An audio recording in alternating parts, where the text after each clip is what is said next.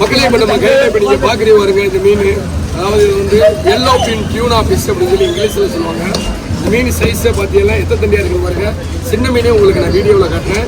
இத்த பெரிய சைஸ்ல வந்து சாமானியம் வராது. அதுவாக இன்னொரு விஷயம் என்னன்னா, இந்த மீன் வந்து ஜப்பான் போன்ற நாடுகளில் பார்த்தீங்கன்னா இந்த மீன் மில்லியன் கணக்கில் வந்து இந்த மீன் வந்து விலை போகும். ஆனால் எங்கள் ஊரில் வந்து இந்த மீன் அந்த அளவுக்கு விலை போகாது.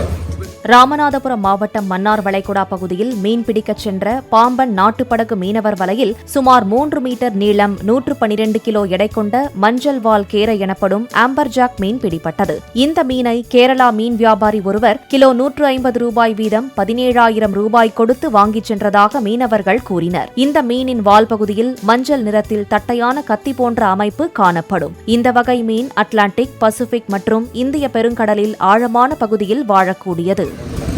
மக்களே இப்ப நம்ம கையில இப்ப நீங்க பாக்குறீங்க பாருங்க இந்த மீன், அதாவது இது வந்து எல்லோ பின் டியூனா ஃபிஷ் அப்படின்னு சொல்லி இங்கிலீஷ்ல சொல்லுவாங்க. இந்த மீன் சைஸை பார்த்தீங்கன்னா எத்தனை தண்டியா இருக்கு பாருங்க. சின்ன மீனே உங்களுக்கு நான் வீடியோவில் காட்டுறேன். இத்த பெரிய சைஸ்ல வந்து சாமானியம் வராது. அதுவாக இன்னொரு விஷயம் என்னன்னா, இந்த மீன் வந்து ஜப்பான் போன்ற நாடுகளில் பார்த்தீங்கன்னா இந்த மீன் மில்லியன் கணக்கில் வந்து இந்த மீன் வந்து விலை போகும். ஆனால் எங்கள் ஊரில் வந்து இந்த மீன் அந்த அளவுக்கு விலை போகும்.